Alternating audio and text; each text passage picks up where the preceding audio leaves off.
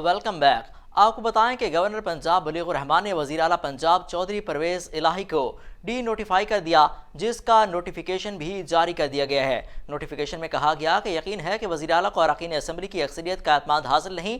इस नोटिफिकेशन के बाद पंजाब काबीना ख़त्म हो गई है। नोटिफिकेशन के मुताबिक परवेज़ इलाही नए कायदे ऐवान के इंतखाब तक ओहदे पर काम जारी रखेंगे। ज़राए के मुताबिक तहरीक इंसाफ और काफ लीग ने गवर्नर पंजाब के हुक्म के खिलाफ अदलिया से रुजू करने का फैसला कर लिया है। ज़राए का कहना है कि सुब PTI और काफ लीग की जानिब से अदालत में पटिशन दायर की जाएगी। आपको हम बता रहे हैं कि गवर्नर पंजाब मोहम्मद बलीगुर रहमान ने वज़ीर आला पंजाब चौधरी परवेज़ इलाही को डी नोटिफाई कर दिया है। इस नोटिफिकेशन को बराह रास्त इस वक्त आप अपनी स्क्रीन पर देख सकते हैं। आपको बताएं कि गवर्नर पंजाब मोहम्मद इस पर काफ लीग ने अपने रद्दअमल का इजहार किया और कहा कि हम इस पर अदालतों से रुजू करेंगे। आपको हम बता रहे हैं कि गवर्नर पंजाब चौधरी परवेज़ इलाही को डी नोटिफाई कर दिया गया है। गवर्नर पंजाब ने इसका नोटिफिकेशन भी जारी कर दिया है। इसी पर बात करने के लिए हमारे साथ मौजूद हैं senior act person Khizar Bhutta और senior act person Hamza Ishtiaq. जी खिज़र, बताइएगा कि उनको डी नोटिफाई करने का कह दिया गया है और अब जो काफ लीग है उसका रद्दअमल भी सामने आ गया। उसने कहा कि हम PTI के साथ मिलकर कल अदालतों में जाएंगे।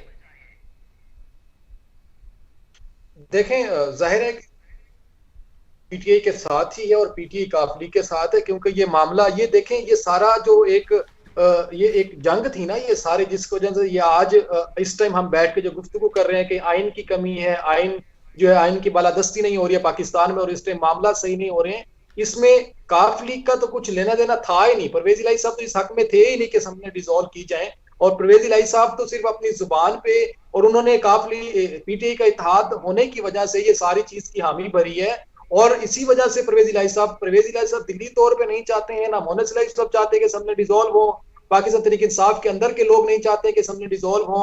ये खान साहब का फैसला था, और इसी में हम पहले ये बात कर रहे थे कि इसमें नुकसान जो है वो सिर्फ इस टाइम या तो काफ लीग को हो रहा है, और इसमें जो है जो मसला है वो काफ लीग को दरपेश है।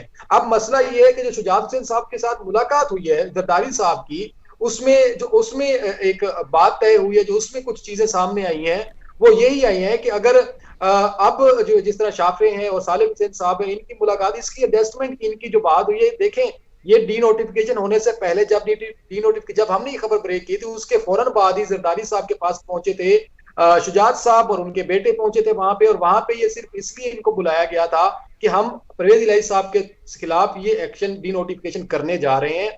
अगर इस चीज के ऊपर आपके पास ऑप्शन है कि परवेज इलाही साहब अगर एग्री होते हैं, वो PDM का साथ देते हैं, मोहम्मद इलाही, यानी कि एक दफा उनसे ये चीज एक खानदानी तौर के ऊपर पूछी गई कि आपका खानदान है और आप इसके साथ किस नजर, अगर परवेज इलाही साहब आपकी बात मानते हैं तो आप उसको हम उनको अपना वजीर आला बनाने को तैयार है। ये जरदारी साहब के जो अल्फाज थे, जो पहले भी शुजात साहब से उन्होंने ये मांगा था, हल्फ मांगा था कि अगर आप गारंटी देते तो हम परवेज इलाही साहब को कंटिन्यू करने देंगे। ये उसके बाद जब ये मामला तय नहीं हुआ, और आप देख रहे हैं कि उनकी खुद की मीटिंग जो है ये 2 से 3 घंटों तक जारी रही है, उसके बाद ही ये नोटिफिकेशन जारी किया गया है, क्योंकि ये मामला पंजाब की हद तक शुजात हुसैन साहब से डिस्कस करने के बाद ही इस मामले को फिर आज इस टाइम जो है वो डिनोटिफाई कर दिया गया है। अब मामला आ जाता है कि इसमें काफ लीग ने तो जाना ही जाना है। देखिए, काफ लीग इस टाइम है मजबूर। काफ लीग से मुराद परवेज इलाही, मोहम्मद इलाही साहब हैं। अब देखिए, काफ लीग के अंदर काफ लीग भी एक नहीं, काफ लीग भी 2 हो चुकी है। काफ लीग के अंदर भी जो है अब आपस में तजादात शुरू हो चुके हैं। काफ लीग के अंदर जनरल सेक्रेटरी ने पंजाब के जनरल सेक्रेटरी को हटा दिया, जो उनके मरकजी सेक्रेटरी थे, कामिल लियाकत साहब को, सेनेटर जो थे।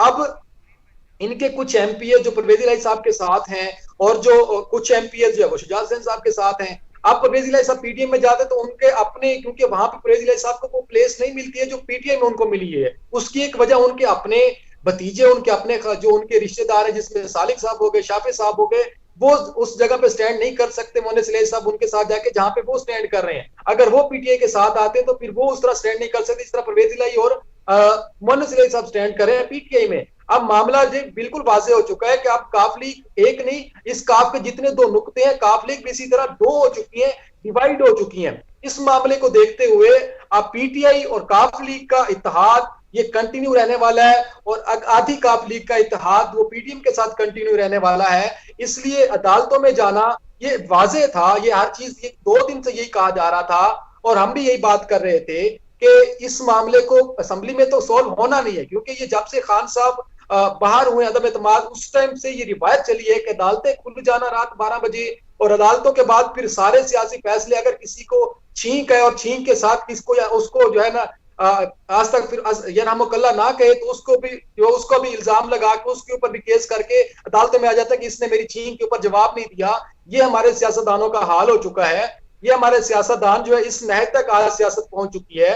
हमारे सियासत के मामलात को अदालतों में फेंका जाता है, जो अदालतों के मामलात हैं, जो कि एक राइट बनता है अवाम का, उनको लटका के रखा जाता है।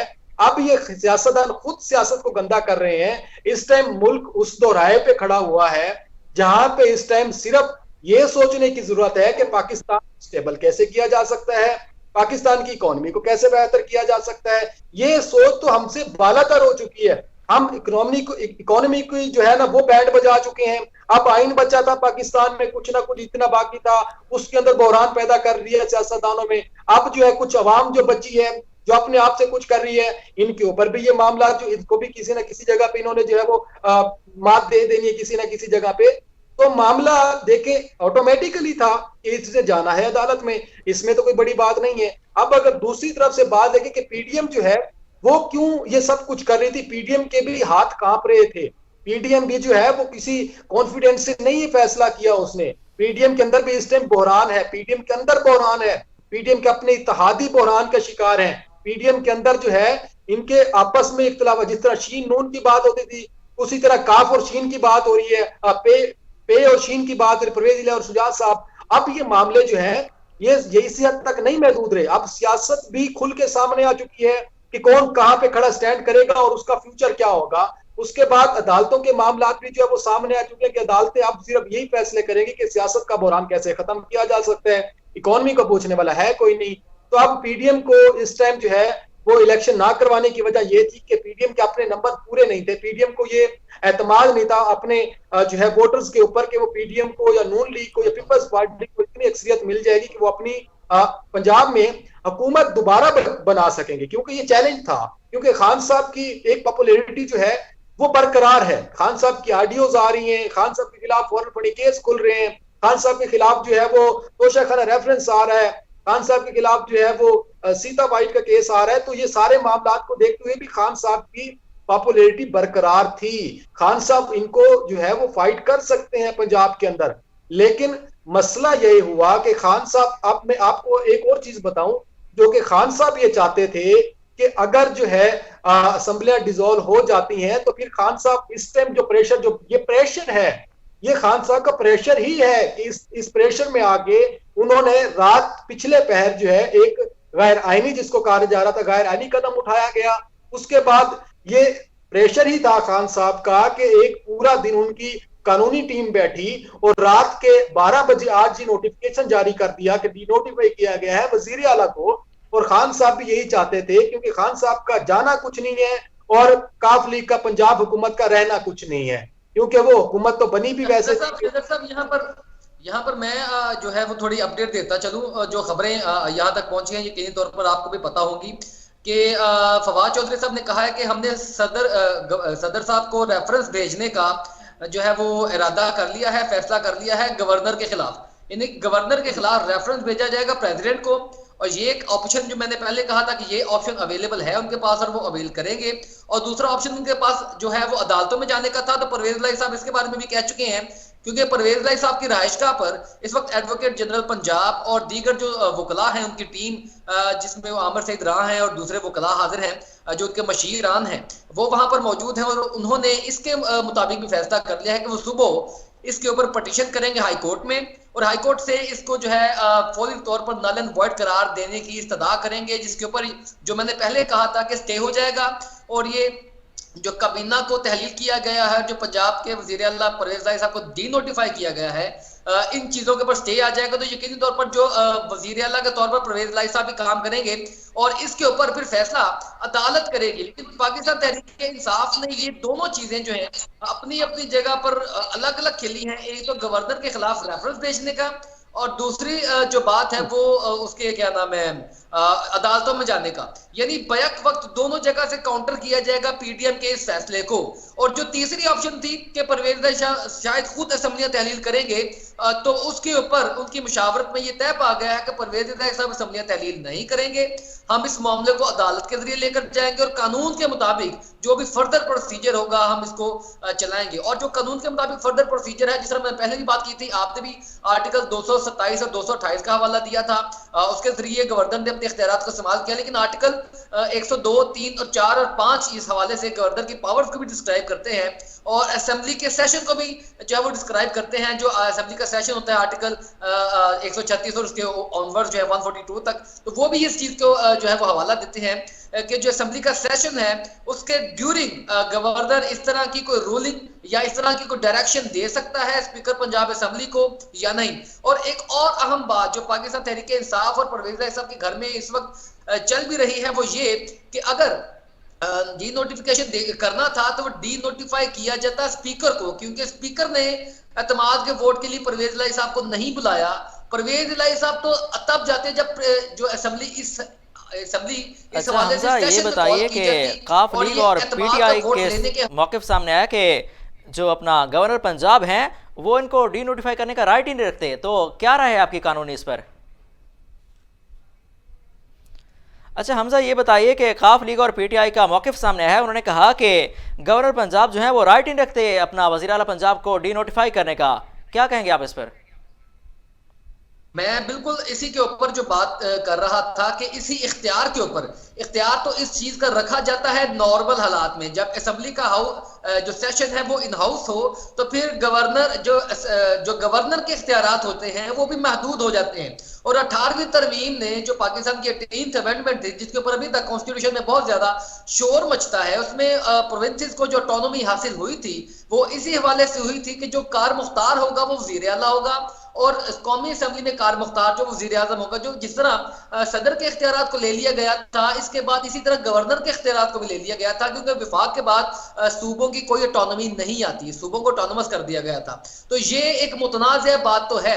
अब फवाद चौधरी साहब क्योंकि खुद कानूनदान है, वो इस बात को बेहतर समझते हैं कि ये बात वजह है कि गवर्नर इन हालात में डी नोटिफाई करने का इख्तियार नहीं रखता था जब असेंबली का हाउस इन सेशन था। और दूसरी अहम बात यह है कि जब ये जो गवर्नर है, गवर्नर ने भी इसके हवाले से अपने एक पूरी राय लेनी होती है और इसकी डायरेक्शन प्राइम मिनिस्टर ने देनी होती है और with the consultation of president होता है ये तमाम मामला। अगर ये with the consultation of president नहीं हुआ तो ये रेफरेंस भी जायज है जो बात जिसकी बात कर रहे हैं। अच्छा हमजा, ये बताइए कि क्या पंजाब में गवर्नर राज लगने के चांस हैं? नहीं, कतई तौर पर गवर्नर राज तो अब ये बिल्कुल मौत को दावत देने वाली बात होगी। आर्टिकल 6 अगर नहीं भी लगेगा तो फिर भी लगेगा। इन हालात में गवर्नर राज तो, क्योंकि गवर्नर तो पहले ही जो है वो इन पोजीशन में है और वो इस चीज का इख्तियार इस्तेमाल कर रहा है, तो इन हालात में गवर्नर राज तो एक बिल्कुल बेतुकी सी लॉजिक है जिसका कोई लॉजिक नहीं बनता कि गवर्नर राज कोई लगाए भी। गवर्नर राज किसी के भी हक में नहीं होगा और गवर्नर राज तो अगले ही दिन उड़ जाएगा, क्योंकि वो हालात इमरजेंसी वाले आईनी तौर पर है तो वो अदालत में जरूर है, लेकिन खुदा ना खास्ता कोई ऐसी इमरजेंसी नहीं जिसके ऊपर गवर्नर राज को लागू किया जाए। अच्छा हमजा, हमारे साथ ही रहिए। आपको बताएं कि गवर्नर पंजाब की जानिब से वज़ीर आला पंजाब को डी नोटिफाई करने के बाद तहरीक इंसाफ और काफ लीग की क़यादत ने हंगामी इजलास बुला लिया है। वज़ीर आला हाउस में होने वाले इजलास में परवेज़ इलाही, मुनीस इलाही, स्पीकर पंजाब असम्बली राजा बिशारत और एडवोकेट जनरल पंजाब भी शरीक हैं। आपको हम बता रहे हैं कि वज़ीर आला हाउस पंजाब में होने वाले इस इजलास में गवर्नर पंजाब के हालिया इक़दाम पर PTI और काफ लीग की क़यादत की जानिब से मुशावरत भी जारी है। गवर्नर पंजाब बलीग़ुर रहमान ने वज़ीर आला पंजाब चौधरी परवेज़ इलाही को डी नोटिफाई कर दिया, जिसका नोटिफिकेशन भी जारी कर दिया गया है। नोटिफिकेशन में कहा गया कि यकीन है कि वज़ीर आला को अरकान असम्बली की अक्सरियत की हिमायत हासिल नहीं। इस नोटिफिकेशन के बाद पंजाब काबीना ख़त्म हो गई है। नोटिफिकेशन के मुताबिक परवेज़ इलाही नए कायदे अवान के इंतखाब तक ओहदे पर काम जारी रखेंगे। ताहम गवर्नर पंजाब की जानिब से चौधरी परवेज़ इलाही को डी नोटिफाई कर दिया है। खिज़र, ये अपना न्यूज़ सामने आई है कि अपना वहाँ पर मीटिंग जारी है, तो क्या हो रहा है इस मीटिंग में, आपके पास कोई है इत्तलात? देखें, ये जो इजलास है जो है वजीर आला पंजाब के हाउस में, उसमें मोनेस इलाही साहब, राजा बशारत साहब हैं, उसमें जो है वो एडवोकेट जनरल हैं पंजाब के। और इसमें जो है ये इजलास में जो है देखें, एक तो इसके अंदर अब इस इजलास में क्या हो सकता है कि इसमें तो कानूनी लाहेअमल देखा जाएगा कि उसको क्या ऑप्शन सुबह इस्तेमाल करनी है, कि इस केस को कितना अथेंटिक करके जो है इसको चैलेंज किया जाता है अदालत में। और दूसरा जो है यही होना है कि जो स्पीकर साहब हैं उन्होंने खत अभी सदर साहब को भेजना था, ये देरी की कि ये खत भेजा नहीं गया, क्योंकि ये इस कश्मकश में थे कि इस जो कदम उठाया जाना था गवर्नर की तरफ से वो गैर आईनी होगा, उसको चैलेंज करके और उन्हीं की विकेट पहले गिराई जानी है। लेकिन वो मामला जो है पीटीएम ने इस चीज में जल्दबाजी की है, जल्दी की है कि पीटीआई की विकेट गिरा दी गई। अब अगला बॉल जो है वो पीटीआई का है, अगला बॉल पीटीआई कराने जा रही है। कल के जो चांस है, कल से जो डेज स्टार्ट है वो पीटीआई की तरफ से। और दूसरी आपको बात बताता चलूं कि ये इजलास अभी इस टाइम जो है रात का पिछला पहर है, सुबह होने का टाइम मतलब 1 से 2 घंटे हैं। तो कल का एक माहौल देखिएगा आप। कल से पाकिस्तान तो समझ ले कि पहले भी मसलों में था, लेकिन पंजाब के अंदर एक अलग से कल माहौल बनेगा। जो खान साहब की एक मतलब कि ये इस रिवायत रही है कि जब भी कोई ऐसा मामला आता है तो फिर वो अपने वर्करों को कॉल देते हैं, एहतिजाज की कॉल देते हैं, फिर वो जो है वो उसको मजीद जो है चीजों को वो अवाम के सामने लाते हैं और उसको प्रेजेंट करते हैं। तो कल एक तो एहतिजाज होने के खदशात भी हैं कि एहतिजाज किया जाएगा, जिस तरह आज गवर्नर हाउस के बाहर एहतिजाज किया गया, कल इससे ज्यादा अवाम निकलेगी जो कि खान साहब इसका भी ऐलान करेंगे कल। और मतलब कि एक तो अदालतों में मामला जाएगा, दूसरा अब मामला जो है वो इस चीज का नहीं है कि असम्बलिया तहलील होंगी। अब असम्बलिया तहलील होना एक अलग इशू बन चुका है। अब मामला एक स्टेप बाय स्टेप चलेगा। जब तक अदालतें इस केस को क्लियर नहीं कर सकती हैं, और हमजा मेरी इस बात से एग्री करेंगे कि अभी मामला जब अदालतों में गया है और इस मामले को मजीद जो है अब अदालतें जब तक फैसला कोई नहीं दे सकती हैं तो पंजाब असम्बली को डिसॉल्व नहीं किया जा सकता। और ये चीज खान साहब भी ये चाहते थे, खान साहब भी ये उनके दिल में था, जो कि खान साहब के पास ये आखिरी पत्ता बचा हुआ था कि पंजाब असम्बली डिसॉल्व करनी है। और इस पत्ते को खान साहब खेल रहे थे, दिखा रहे थे, लेकिन पत्ता फेंकना नहीं चाह रहे थे वो, और पत्ता फेंका नहीं है खान साहब ने, क्योंकि वो दिखा के डरा रहे थे मेरे पास ये पत्ता है मैं खेल दूंगा। खेला नहीं उन्होंने, क्योंकि आप ये देखें कि पाकिस्तान के अंदर एक खान साहब का कुछ महीने पहले टाइम दिए तो पूरा पाकिस्तान खान साहब कॉल देते थे इस्लामाबाद जाने की। अब खान साहब की खुद जमानत पाक बैठे हैं, तो अब खान साहब की सियासत जो है ना वो एक दरिया को जिस तरह कूजे में बंद किया जाता है, इसी तरह पाकिस्तान से इकट्ठी होके वो सिर्फ पंजाब। अब खान साहब को बहुत बड़ा चैलेंज है पंजाब के अंदर, कि अब खान साहब के लिए चैलेंज पंजाब बन चुका है कि अगर खान साहब की वाकई ही पॉपुलैरिटी और खान साहब वाकई ही इस चीज को जो है वो चैलेंज, उसका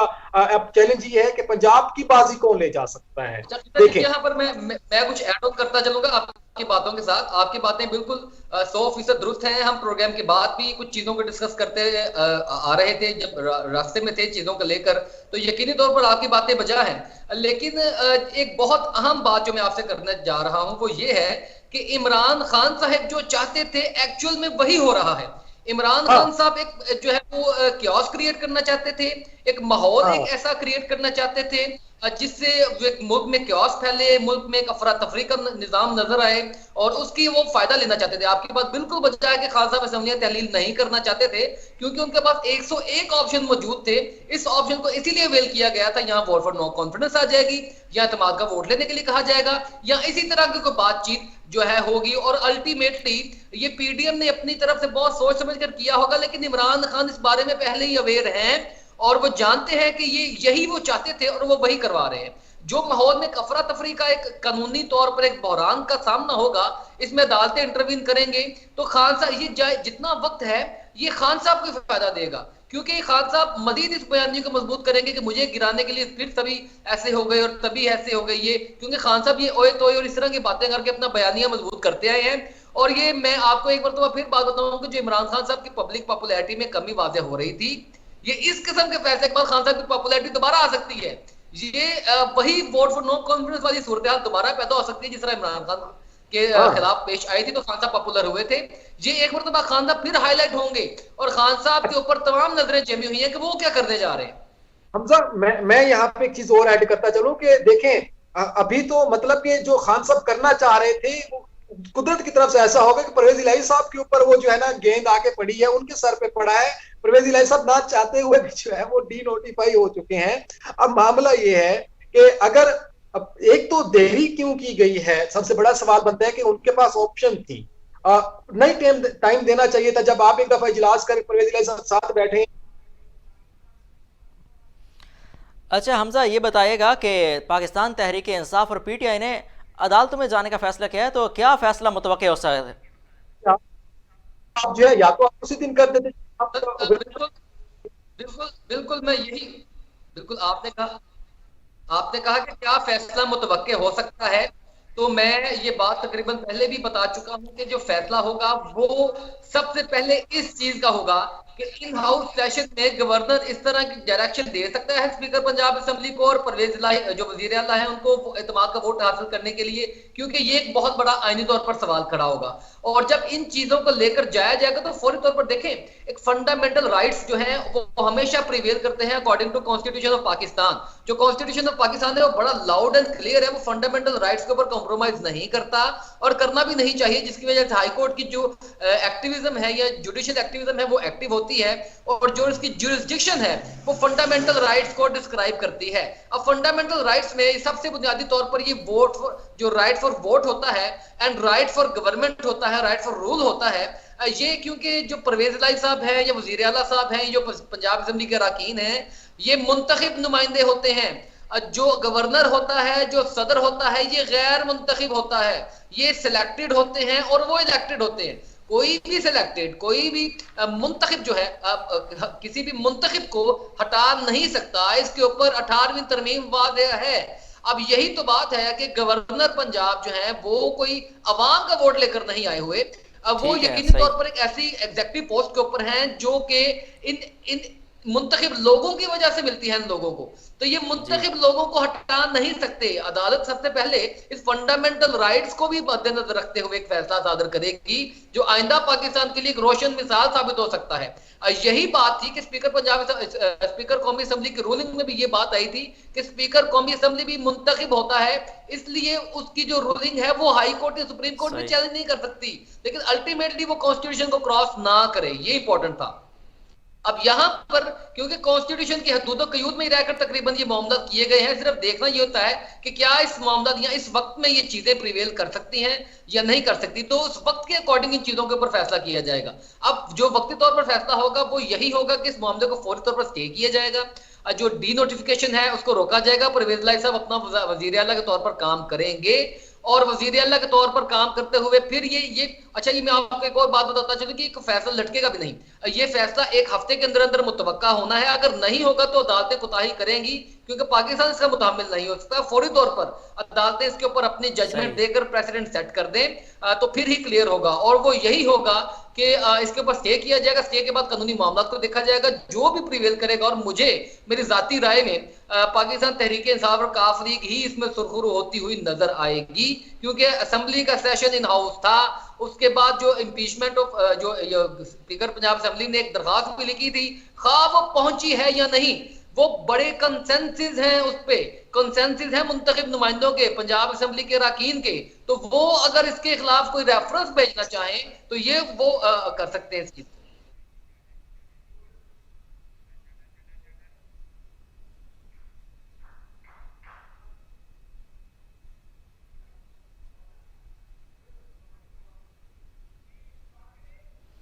अच्छा खिज़र, आपकी जानिब आएंगे, आप ये बताएं कि अगर गवर्नर ने तो इसको डीनोटिफाई कर दिया वज़ीर आला पंजाब को, अब अगर दोबारा अदालतें कहती हैं और वज़ीर आला पंजाब का इलेक्शन होता है तो इन तमाम पार्टियों के पास नंबर गेम क्या है?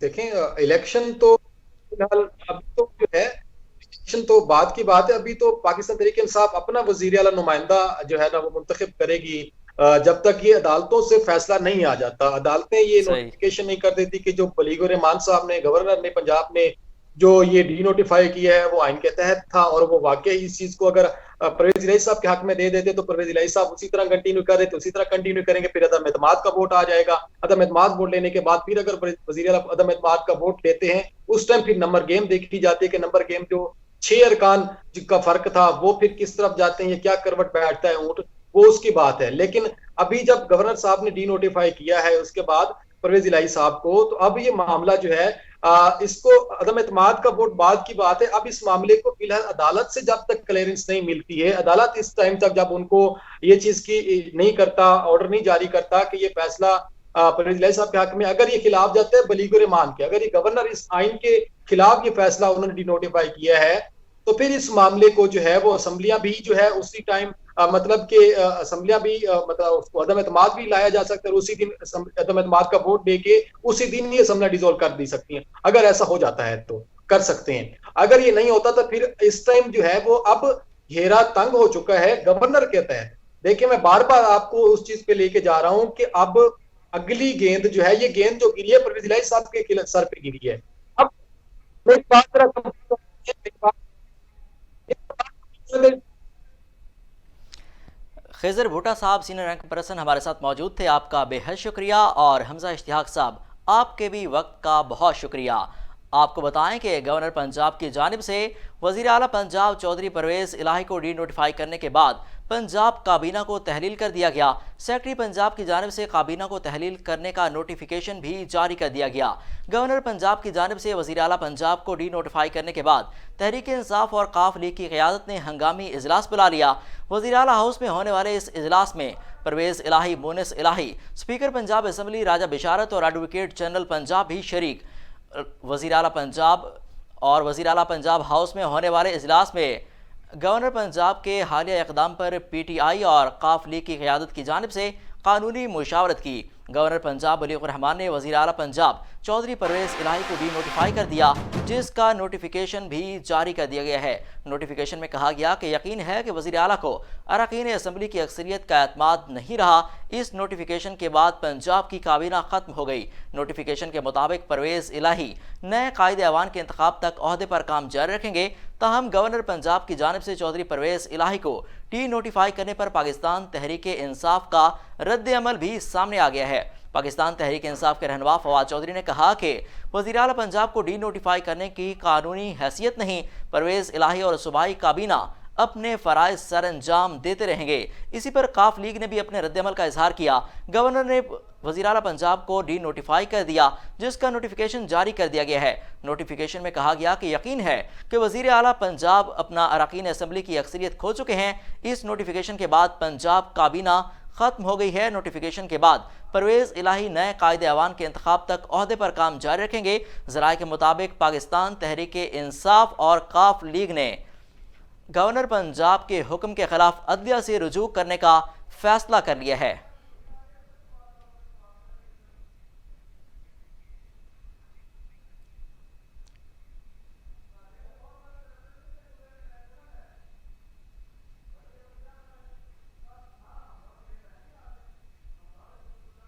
गवर्नर पंजाब ने वज़ीर आला पंजाब चौधरी परवेज़ इलाही को डी नोटिफाई कर दिया है और इस वक्त काफ लीग और PTI का इजलास जारी है। इस इजलास के हवाले से जो भी अपडेट्स होंगी वो हम आपसे शेयर करते रहेंगे। न्यूज़ स्टूडियो से अब तक के लिए इतना ही। मज़ीद खबरों से बाखबर रहने के लिए देखते रहिए वॉइस न्यूज़।